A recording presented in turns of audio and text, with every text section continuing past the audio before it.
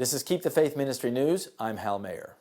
The airline industry has been consolidating globally, with 3 huge U.S. airlines emerging from 6, not to mention 2 discount carriers merging into 1, while a number of smaller European airlines have been gobbled up by the big players like Lufthansa, Air France, and British Air. Even Australia's airlines are consolidating and partnering.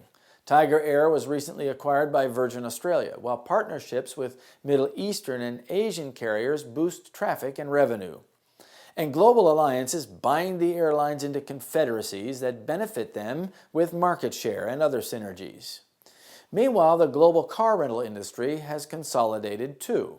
Enterprise acquired Alamo and National, Avis acquired Budget and Zipcar, and Hertz bought Dollar and Thrifty. The consolidation also involves drugstores. Walgreens, with 31% market share, is buying its rival Rite Aid with 10% market share, combining the second and third largest pharmacies to challenge the massive CVS Health, which is 58% of the market. Seeking larger market share and greater market control, as well as negotiating leverage and operational synergies, the 2 companies are merging during a time when there is a tectonic shift in the healthcare industry. Walgreens is already somewhat globalized through an alliance with Boots, a British pharmaceutical firm. The merger will enhance that relationship.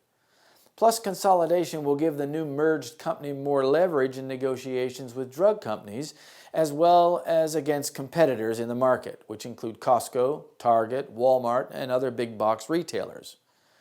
Incidentally, Target's pharmacy business was acquired by CVS this year and will convert its more than 1,660 locations into CVS pharmacies, creating a confederation that will certainly increase its market share and corporate strength. Emphasizing the global nature of the merger, Stefano Pessina, Walgreens Boots Alliance's CEO, said, "It's another step in Walgreens Boots Alliance's global development and continues our profitable growth strategy.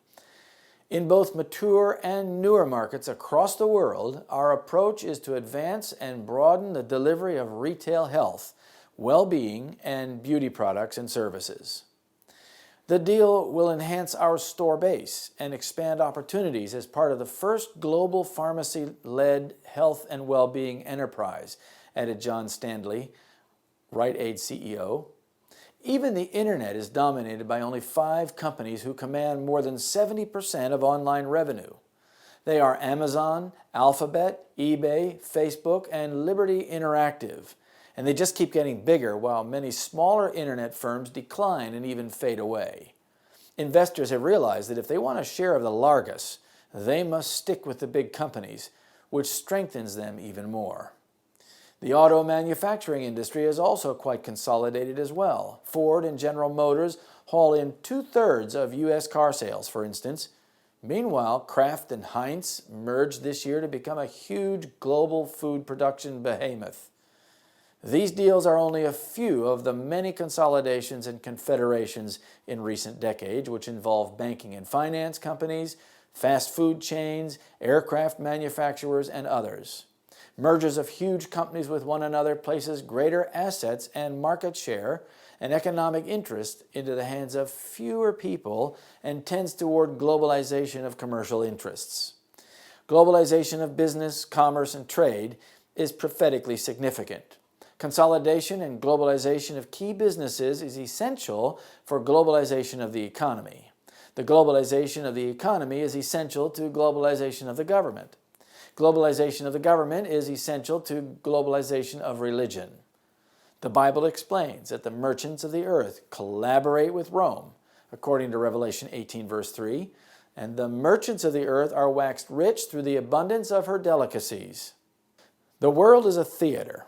The actors, its inhabitants, are preparing to act their part in the last great drama.